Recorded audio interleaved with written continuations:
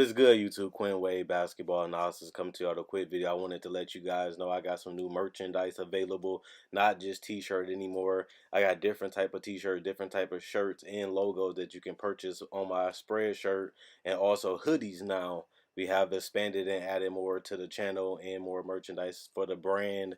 Thanks for supporting. It will be in the description and the links will be in the comment section below. Thanks for helping me and supporting the movement. Quinn Wade Basketball Analysis. I'm going to check out the video.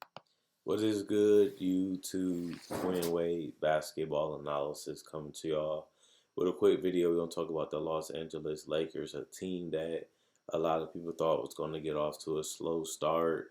They was going to have chemistry problems because that's how mostly all the LeBron James teams start. They start with some type of chaos. They start with some type of controversy, and everybody just don't be on the same page when they first start the season, and that hasn't been the case for the Lakers. They got off to a 0-1 start after losing to the Clippers, and ever since then they have looked like one of the most consistent teams in the NBA, and they do look like a legitimate championship contender. I did have the Lakers making the playoffs, and I did have the Lakers as a contender, but I didn't have them starting off this good. This team looks tough. They're playing way better defense than I thought. I did think that Frank Vogel was going to be a great defensive coach. I liked when they picked up Frank Vogel, and a lot of people was kind of questioning it. They didn't know how Frank Vogel was. People thought that Frank Vogel was going to get fired and get replaced by Jason Kidd, but he has this whole team locked in. He has this whole team focused, and it's very, very impressive to see LeBron James care a lot more defensively. People have been saying year after year, LeBron James coasts. LeBron James don't play defense, and he doesn't do it until the playoffs start. Even then, when I watched LeBron defense in the playoffs, I never seen him as a great defender, even though that's what people say. To me, he wasn't a great defender, even in the playoffs. Maybe in Miami, maybe early Cleveland, but late Miami, late Cleveland, he wasn't playing no defense even in the playoffs, in my personal opinion. But that's not the case for him right now with the Lakers. He looks rejuvenized. He looks great. He's getting to the basket a lot better now. He just seemed a lot more happy. He seemed a lot more enthusiastic right now. He's putting his handles. He's doing his threes, whether they're tough or whether they're long.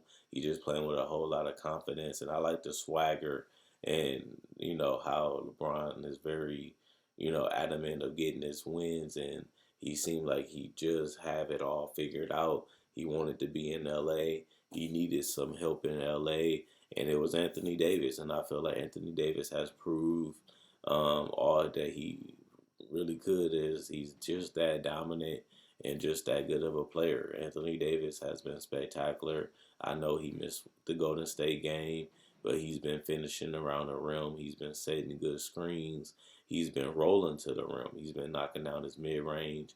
His three-point shot just ain't there yet, which is understandable because he's not going to have a perfect season.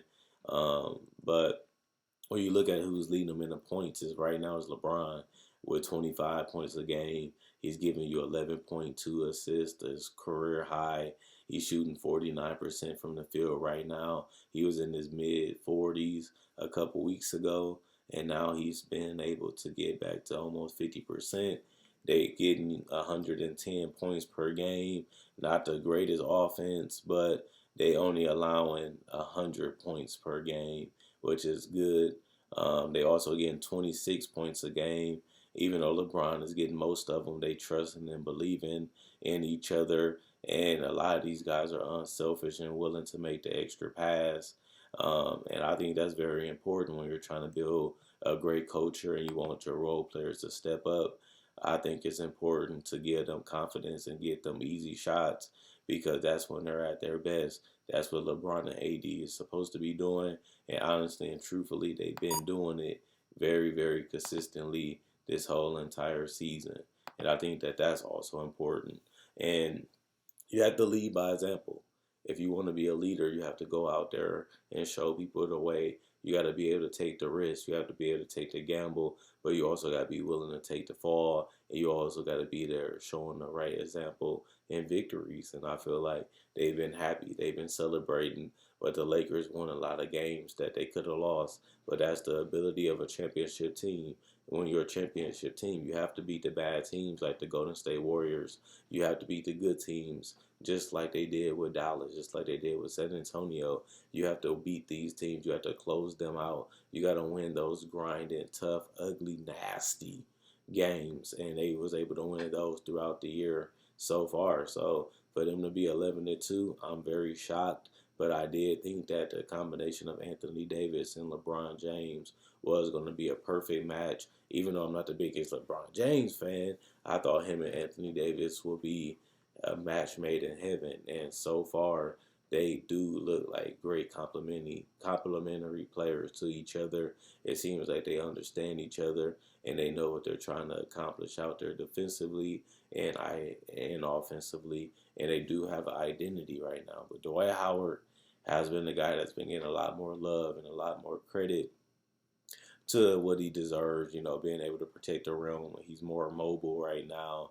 He just seems like he got an extra bounce in his step, being able to contest shots and block shots, but also be able to be smart enough to put himself in position to get offensive rebounds. And, he doesn't look as big or as muscular, but he's still as strong as ever. And he just doing his role, and he's just making sure he sticks to what they ask him to do. That's what people wanted Dwight Howard to do for years, and he's doing it now. And this season can really extend Dwight Howard's career because people want him to be this type of player, and now he has a legitimate chance of being a champion because of how great the Lakers is right now. Only thing I really feel a little concerned about is injuries, just because Anthony Davis has been having shoulder problems.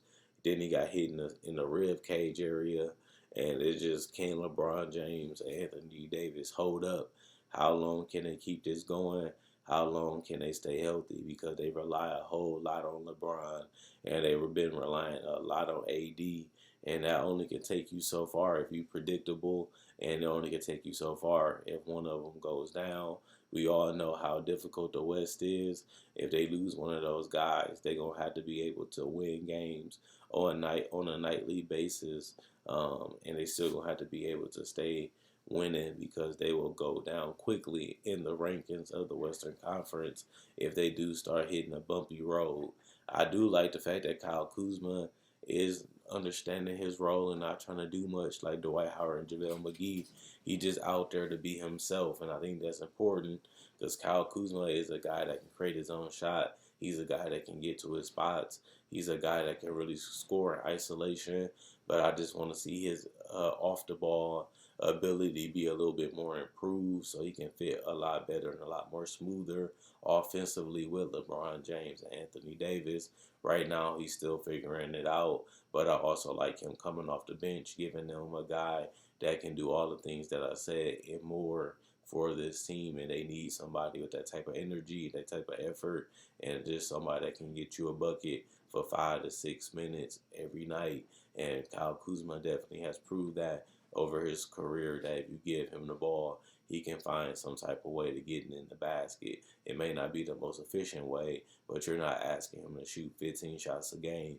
You're asking him to shoot on a small volume coming off the bench. And I think he has been able to do that so far. And I feel like they're on the same page.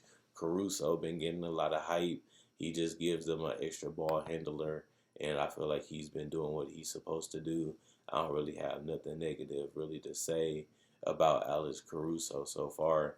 He's been, as advertised, a solid player for them, um, and I think that's pretty good when you look at that. Also, you look at Caruso efficiency. It don't look like he's the most efficient, but he's only getting 5 shots a game, and he's only getting 20 minutes. He's not, the most consistent player because they changed up their offense, not giving him the ball as much and playing more off LeBron. But other than that, I feel like he's been solid for his minutes. Um, you know, and I basically have to wrap it up because Rondo hasn't played enough. Troy Daniel don't get enough minutes. Quinn Cook don't get enough minutes. Pope has been inconsistent as always, but he can always win you a game, and he has done that already this season. Being able to catch fire and knock down shots is good to have another guy like that can play with LeBron and also play off of Kyle Kuzma. I think that's important to have guys that, is very smooth and can really be a good transition automatically.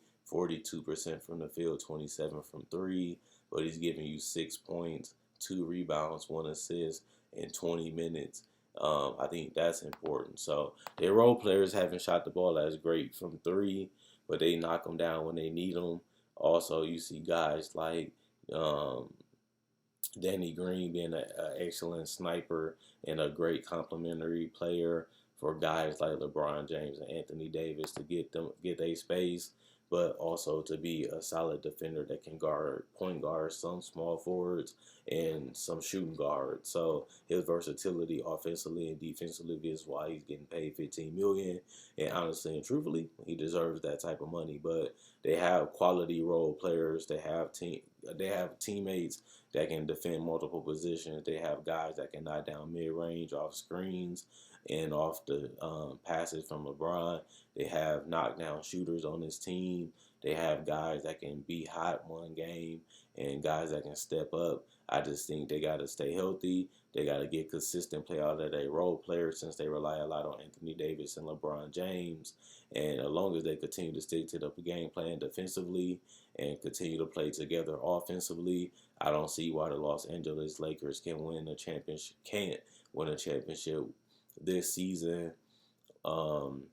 And I actually don't see why they can't be the favorites to win it, even though the Clippers haven't been healthy and they just got Paul George back and Kawhi Leonard been low management his way through the season already. I don't see why the Lakers can't be the #1 seed in the West, even though I picked Houston, who's actually #2. But other than that, they have looked excellent and they look amazing. And this is coming from a Celtics fan. Let me know what you guys think about the Lakers. Are they overrated, underrated, are they dominant? Is they the championship favorite? How far can they go in the playoffs? And let me know what you guys think about LeBron. Let me know what you guys think about AD, and let me know what you guys think of them as a tandem in the dynamic duo. Quinn Wade, basketball analysis. I enjoyed making this video. Let me know what you guys think in the comment section below. Like this video, check out my older videos on my channel. I have many playlists. I break down rookies. I break down players. I break down summer league. I do cover the draft, and I got a mock draft up already. Not only that, I do podcasts, and I also talk about the game of basketball, whether it comes to summer league, free agency, trade deadline, buyouts, and also I cover top 10 discussions and stuff like that. So you like this type of video, you like the NBA, check out my older videos and my playlists. I enjoy making these videos. You guys enjoy watching.